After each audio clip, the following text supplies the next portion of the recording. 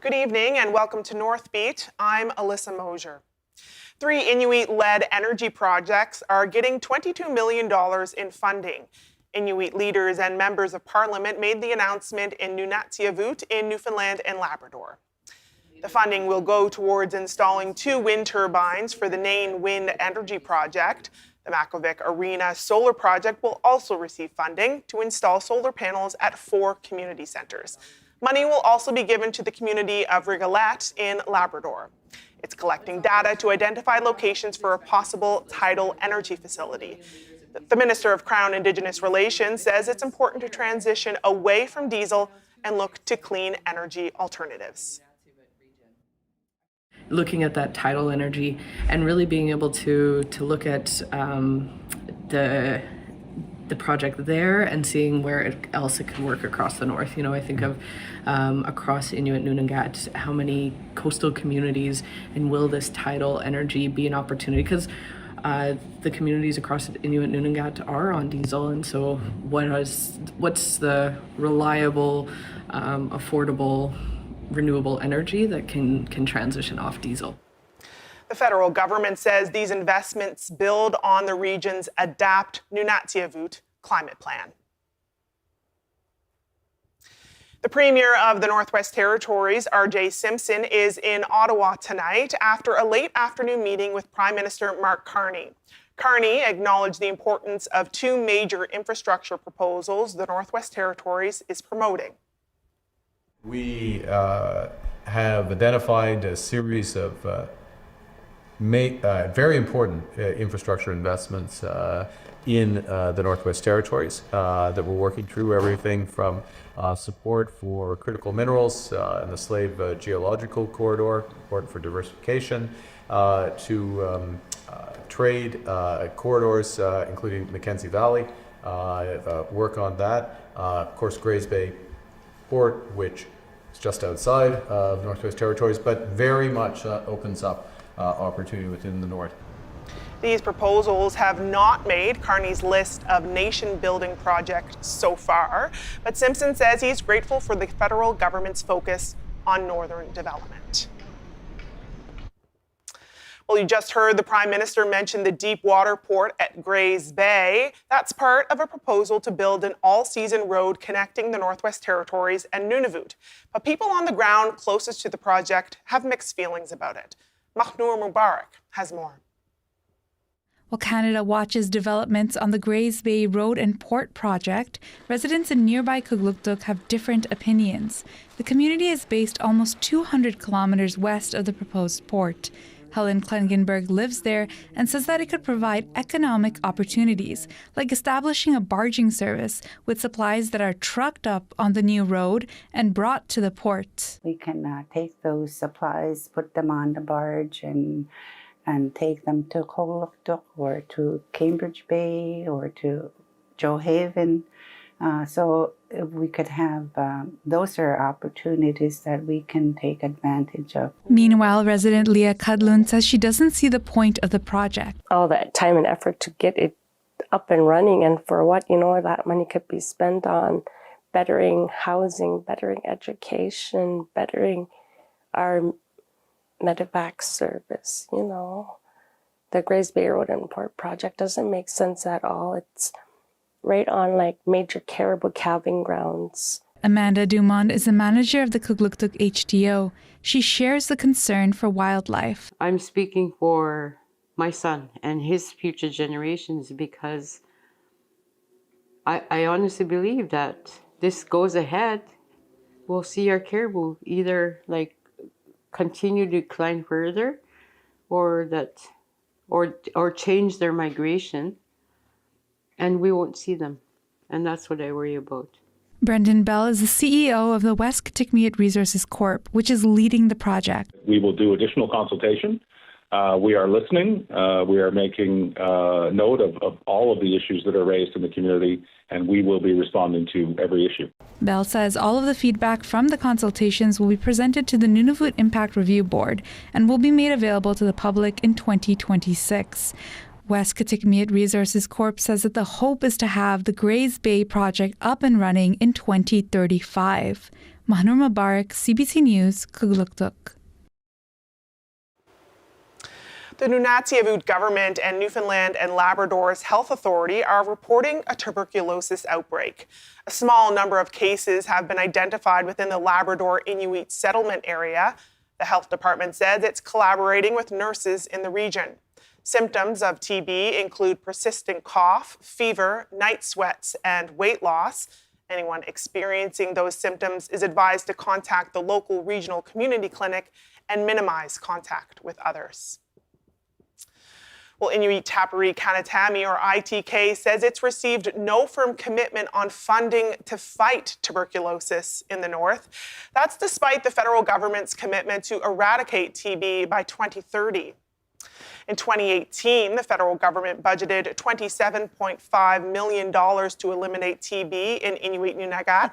They added more than $16 million in 2023. But ITK says that funding is expected to expire on March 31st of next year.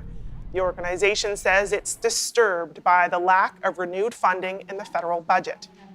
Last month, the government of Nunavut said, quote, steady progress is being made to eradicate TB in the territory. Cases there have been going down since 2023. Flu season is starting to spike in the Northwest Territories, and it's showing up in schools first.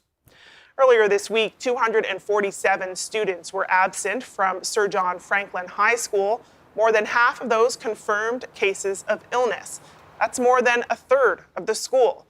Health officials anticipate the flu season will keep spreading and keep going with Christmas coming up. In the last 2 weeks, we are starting to see an increase in influenza activity. And unfortunately, I do anticipate that this activity will continue to increase just because the next month, you're going to have a lot of traffic, a lot of people flying in, flying out, students returning. It is anticipated this uptick will continue to go up and impact the holiday period. I've seen this before. Dr. Candola says there's a rise in flu cases across Canada. She's encouraging people to get the flu shot, call 811 if symptoms appear, and to stay home if they're sick. For the first time since being elected, the Yukon Party cabinet has met with First Nations leaders at the quarterly Yukon Forum. It's a regular meeting between leaders of the Government of Yukon, First Nations, and the Council of Yukon First Nations. It was also the first time the event was co-chaired by the newly elected Grand Chief and the Premier. The CBC's Isabella Calisi has more. Grand Chief Mattia Alatini says there was a sense of anticipation amongst First Nations leaders coming into the forum and a desire to build a positive relationship with the new Yukon government. She says discussions included topics like health and wellness, education, land and resources, and housing. The Grand Chief says there was also talk of how to work collaboratively as governments. Alatini says she wants to see more Indigenous representatives at the next forum, including those who aren't part of the Council of Yukon First Nations. There was a lot of mutual interest in moving really complex files forward. So, and the willingness to listen and incorporate the feedback or the sharing from the chiefs is something that I haven't seen previously, so it goes a long way towards building a stronger relationship. Premier Curry Dixon says the meeting was a great learning opportunity for him and his cabinet. It's been less than a week since the cabinet was sworn in, so Dixon says it was a chance for ministers to get caught up on ongoing issues that they weren't yet briefed on. He also says since the cabinet is still in the process of setting its mandates, the forum provides an opportunity for First Nations input. As we develop, as we turn our campaign platform into a governing agenda, having this feedback and input from First Nations leadership will be critical in ensuring that we move forward in a positive way that supports all Yukoners. Dixon notes the Yukon Party has not always had good relationships with First Nations, something he wants to change. Leaders also used the gathering to exchange gifts of goodwill. Isabella Calisi, CBC News, Whitehorse. In the Northwest Territories, more chiefs are calling for a ban on caribou hunting as herds continue to decline. The KHO territory government wants a 5-year freeze on hunting caribou from the winter road. It passed a resolution to help preserve the Bathurst herd at its General Assembly this week. Chiefs are concerned about how the road gives hunters easier access to the herd. The Bathurst population has dropped to just 3,600 animals, a 47% decline since 2022, and a drastic fall from roughly 470,000 caribou counted in the 1980s. The KHO want to work with the territorial government and other Indigenous governments to have a no hunting zone in place by the time the winter road opens. Earlier this week, the Grand Chief of the Clinchon government, Jackson Lafferty, proposed a territory-wide pause on all winter caribou hunts starting in 2027. In Nunavut, a Kimmirut man is facing assault charges after reports that he was threatening people with a knife. RCMP say the incident happened on November 20th in a home in the 90s block of the hamlet. According to police, a male arrived at the local health center with multiple stab wounds shortly after they received the initial report. He was medevaced to Inuit and is in stable condition. Police arrested a 30-year-old man near the home. They say the victim and suspect know each other. The suspect has been charged with aggravated assault and 2 counts of assaulting a peace officer. He's set to appear in court on Monday. Staying in Kimmirut, where RCMP have charged a 21-year-old man after reports of shots fired at a home Saturday, also in the community's 90s block. Police say they received multiple reports of shots fired between 1:45 and 2 a.m. The suspect was located shortly after and taken into custody. He now faces multiple weapons charges. Officers say his first court appearance was in Inuit Monday, and he's since been released from custody. He's set to appear next in court on January 20th in Kimmirut. There's a new interim police chief in Nunavik. Jean-François Bernier is taking on the role for up to 9 months. The Katavik Regional Government, or KRG, announced the news in a press release today. The KRG has civilian oversight of the Nunavik Police Service. It launched an independent audit of the service in May after a police-involved shooting death. The KRG says Bernier will work to improve the service's culture and performance. Bernier is taking over from Jean-Pierre Larose. He's retiring after serving as the head of the Nunavik Police Service since 2018.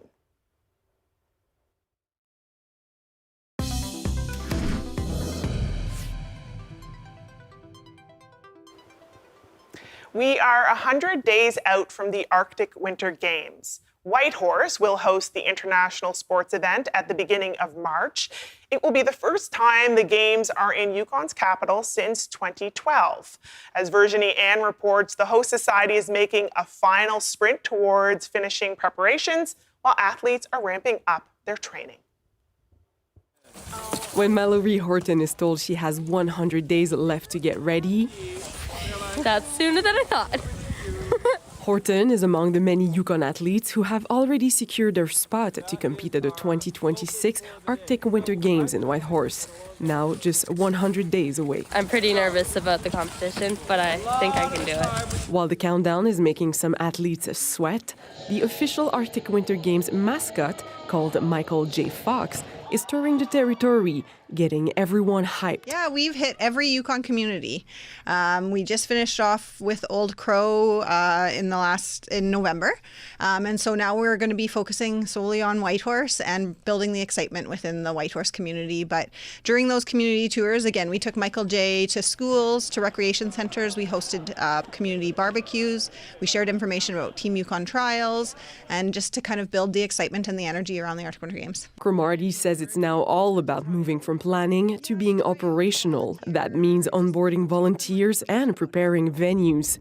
That includes the Yukon University, where the Fox was earlier this week. He was there, along with Cromarty and the interim president of the university, to celebrate a partnership with Yukon U. The campus cafeteria will serve as the main meal site for all 2,000 athletes. We see this as a really important event for the territory and across the circumpolar north. And so we're really, again, trying to be creative in our ways to be able to support people finding different ways to contribute to the games and also enjoy them. Meanwhile, Team Yukon continues to run trials for each sport. Teams have until January 26 to confirm the final rosters. Virginie Anne, CBC News, Whitehorse. The NHL regular season is just past the quarter mark, and though it's early days yet, there's concern around the number of Canadian teams struggling. As Jamie Strachan reports, only one is currently in a playoff position. Dallas has laid 8 on Edmonton tonight. It's 8-3. After the Oilers' recent 8-3 loss at home to Dallas, one of the team's biggest stars was at a loss. It's very concerning. Everything is very concerning. I don't really know what to say. It's just not good enough right now. Slows, shoots, scores! About 25 games into the NHL season, many of Canada's NHL teams are searching for answers.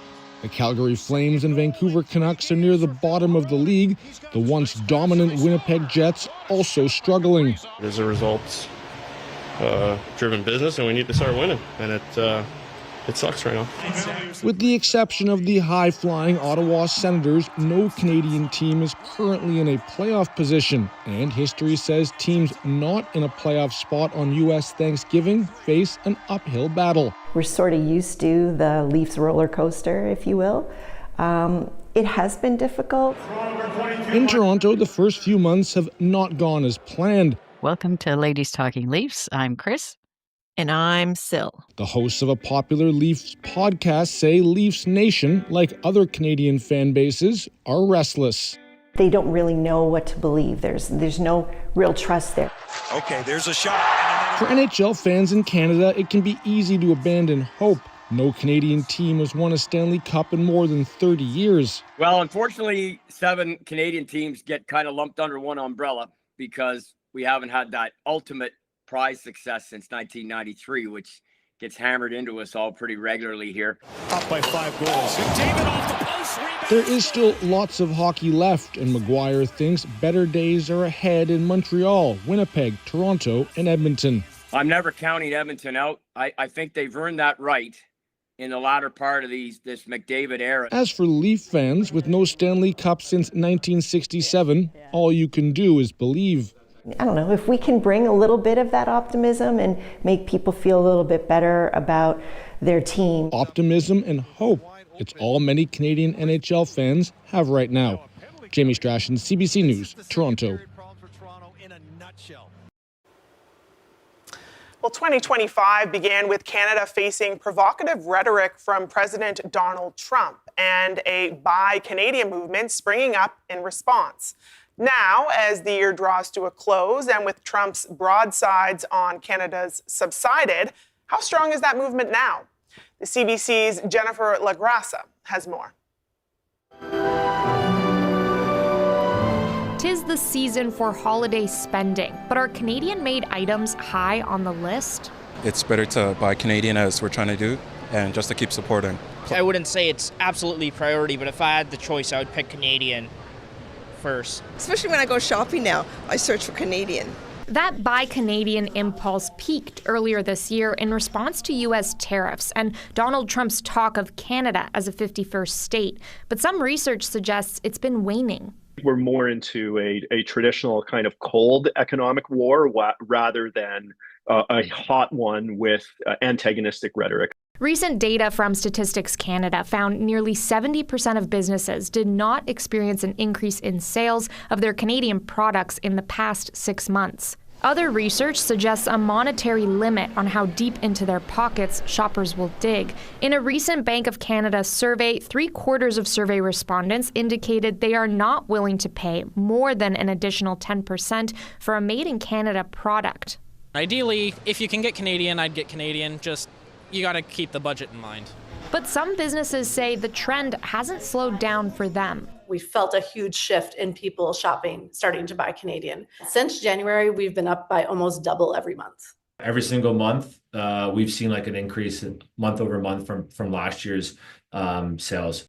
Many analysts say whether shoppers lean into buying Canadian depends on what's on the wish list, with items like toys and tech usually made elsewhere. But whatever consumers' shopping intentions might be, retailers will be hoping that the Buy Canadian movement lights up sales this holiday season. Jennifer Lagrassa, CBC News, Toronto.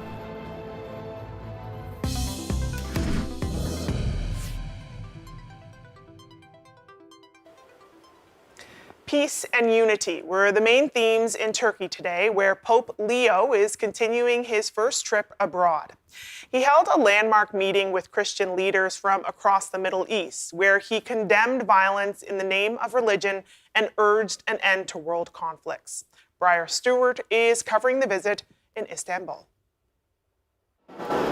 I'm standing in Istanbul in front of the city's largest Catholic church. There are signs and banners up marking Leo's visit. Now, a big part of his visit was to go to what is the city of Iznik now to mark a Council of Nicaea, an anniversary of an event that happened 1700 years ago. In Christianity, it was a very important gathering where they came up with a creed, and that creed lays out some of the fundamentals of Christianity. So you had religious leaders not only from Turkey, but Syria, Israel as well, Egypt, gathering there to mark that occasion. But obviously the Pope has been meeting with various communities while he is here. We were down at an event in Istanbul this morning where you had dozens of Christians who were invited to see him and to listen to him speak inside a cathedral. On the sidewalk, we didn't see the large crowds that you might in other countries. What you did see were hundreds of police officers as part of a heightened security presence. But in the crowd, there was one Canadian couple who just happened to be in Turkey on vacation, and they wanted to come down and try to catch a glimpse of the Pope. You could sense he's a good person. There's something about him, there's an aura that you trust, and I trust him completely. And yeah. And the Americans need him more than ever. Part of Leo's message throughout this trip is peace, advocating for compassion, unity. Today he talked about the number of wars and conflict going on in the name of religion. He spoke out against that.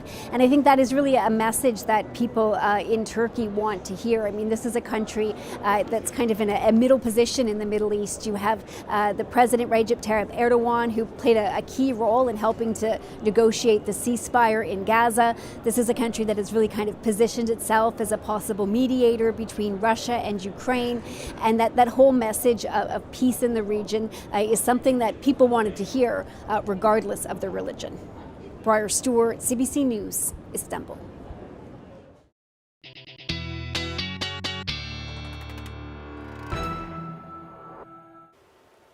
This fall in the Northwest Territories has been the warmest of the last 78 years. That's according to a veteran climatologist, and it's affecting things like ice formation. This is a shot from space of Great Slave Lake from earlier this week. The white is ice formation and the bluish green is open water. David Phillips says the last 4 months in Yellowknife have been 3 to 4 degrees warmer than normal. It's a trend across the territory, and he says one of the measures of coldness is what's called all freeze days. This is a day where with the morning, noon, and night, it freezes below freezing.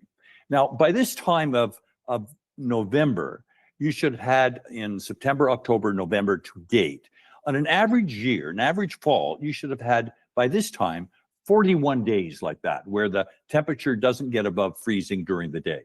Well, what you've had this year are 21. So it's been so warm.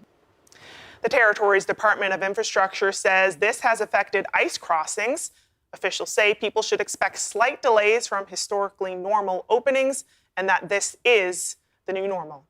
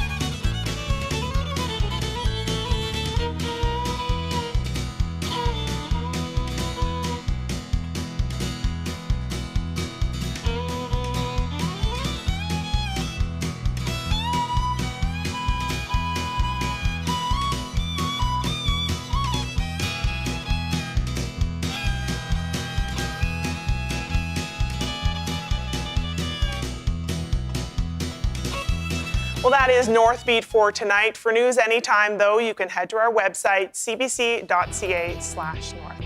I'm Alyssa Mosier. Thank you so much for watching. Have a great weekend.